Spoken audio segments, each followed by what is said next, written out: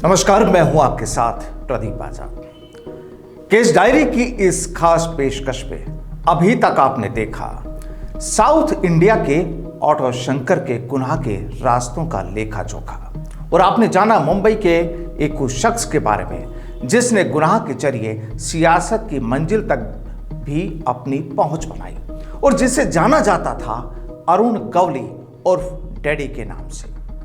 आज के case diary में हम चर्चा करेंगे एक उस महिला गुनहगार के बारे में जिसकी कहानी पूरी तरह फिल्मी थी, जहां कारनामा वो करती थी लेकिन पकड़े जाते थे पुलिस वाले। और ये वो महिला थी जिसने अपने ड्रग्स के धंधे में पुलिस थाने तक को अपना अड्डा बना डाला था। लग्जरी गाड़ियों की शौकीन और करोड़ों की दौलत की मालकिन इस महिला का नाम था शशिकला पाटणकर उर्फ बेबी पाटणकर उर्फ बेबी।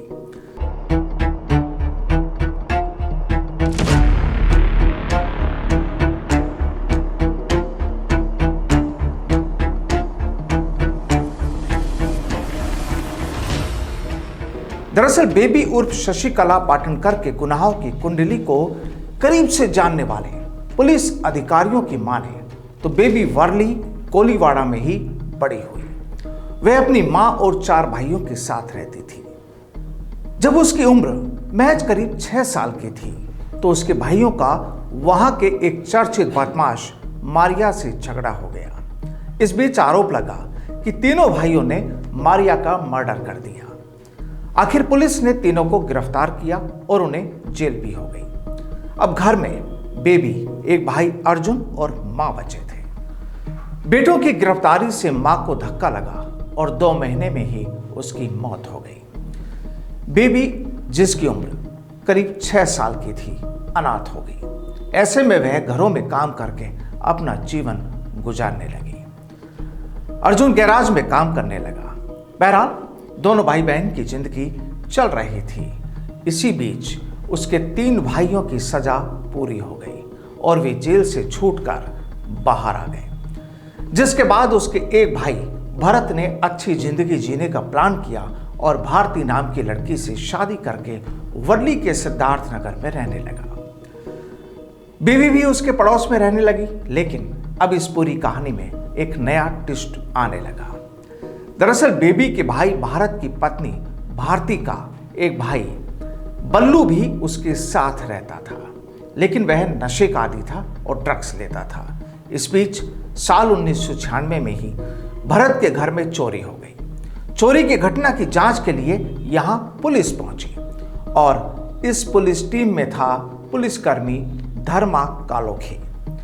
धर्मा की भरत के घर में ही बेबी से मुलाकात हुई और ये जल्द ही दोस्ती में बदल गई। ये मुलाकात नजदीकियां बढ़ती गई और इसका फायदा उठाया बल्लू ने।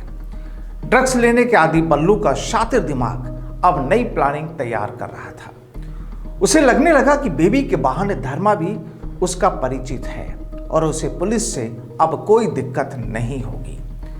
कहा जाता है कि बल्लू अयूब नामक शख्स से ड्रग्स लेता था, जिसके बाद अयूब अपना ड्रग्स धीरे धीरे बेबी के घर में जमा करने लगा। जब अयूब नहीं होता था तो बेबी उस ड्रग्स को ठिकाने लगाती थी। इस बीच अयूब की मौत हो गई और उसका बचा माल बेबी के पास रह गया। बेबी ने ना सिर्फ ड्रग्स बेची बल्कि बल्लू के जरिए यह भी पता लगाया कि आखिर ये ड्रग्स आती कहां से है, जिसके बाद वो सीधे ही ड्रग्स खरीदती और फिर उसे वर्ली में ही बेचती थी। लेकिन वहीं जब नारकोटिक्स सेल के कुछ सिपाहियों को बेबी के धंधे की खबर हुई तो उन्होंने बेबी से हफ्ता वसूली शुरू कर दी। जाहिर है अब बेबी को गुनाह का एक नया रास्ता मिल गया था। बेबी पुलिस वालों को हफ्ता देकर अपने धंधे को तेजी से बढ़ा रही थी। धर्मा का साथ उसके साथ था ही। सालों तक ये धंधा चलता रहा। वो बेबी के काले कारोबार में उसका साथ देने लगा। वो उसे रेड से बचाता। यहां तक कि कई बार तो बेबी पुलिस की गाड़ी में बैठकर ही ड्रग्स बेचने जाती।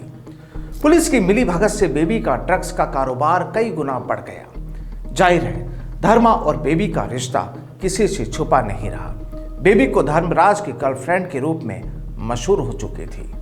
मुंबई, पुणे, लोनावाला, कोंकण में आलीशान बंगले, कई लग्जरी गाड़ियां, 22 बैंक अकाउंट, करीब 1,40,00,000 से ज्यादा की FD। ये हकीकत रही बेबी उर्फ शशिकला पाटनकर की, जो मुंबई में कभी दूध बेचा करती थी, और इसकी कहानी रही बिल्कुल फिल्मी। वो सालों तक ड्रग्स के धंधे को बढ़ाती रही और धीरे धीरे वो नशे की दुनिया की क्वीन बन चुकी थी। स्लम एरिया में रहने वाली ये लड़की, जो कुछ समय पहले तक दूध बेचा करती थी, अब करोड़ों में खेलती थी। बेबी ने अपने भाइयों और पूरे परिवार को ही इस धंधे में लगा दिया था। वो धर्मराज को भी उसका हिस्सा देती। मध्य प्रदेश और राजस्थान के बड़े ड्रग्स डीलरों से वो ड्रग्स खरीदती थी और फिर मुंबई में उसे छोटे डीलर्स को सप्लाई करती। करीब 30 साल तक सब कुछ ऐसे ही चलता रहा। पुलिस की शह मिलती रही और नशे का अवैध कारोबार खुलकर चलता रहा। बेबी ने इस धंधे से 100 करोड़ रुपए की संपत्ति बना ली। उसकी गिनती मुंबई के अमीरों में होने लगी। लेकिन फिर साल 2015 नशे की इस रानी के लिए मुसीबत वाला साल बनकर आया। फरवरी 2015 में सरकार ने मैफ्टोन को नशीली दवा करार दे दिया। दरअसल पिछले कुछ सालों में यंगस्टर्स में मैफ्टोन के नशे की काफी ज्यादा डिमांड है। इसे नशे की दुनिया में म्याऊ म्याऊ के नाम से भी जाना जाता है।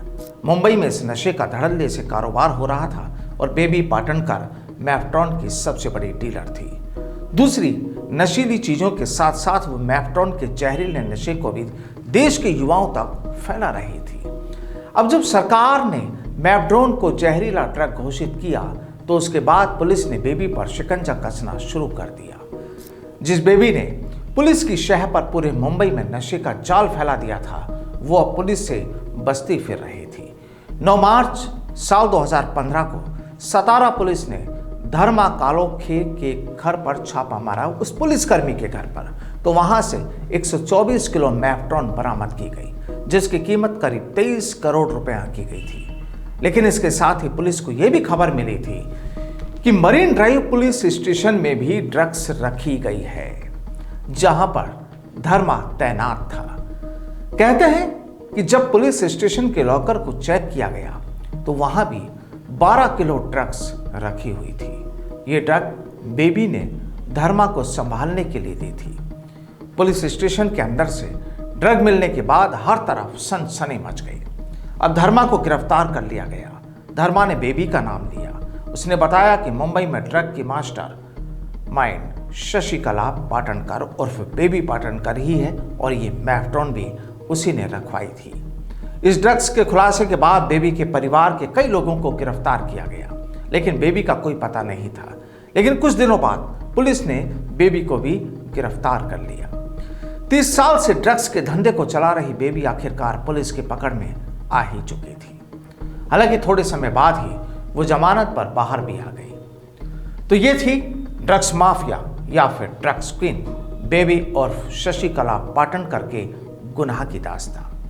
लेकिन यहां यह साफ है कि कानून के लंबे हाथों के सामने गुनहगार ज्यादा वक्त तक टिकते नहीं। बस जरूरी है खाकी की मिली भगत ना हो। फिर मुलाकात होगी एक नई कहानी के साथ।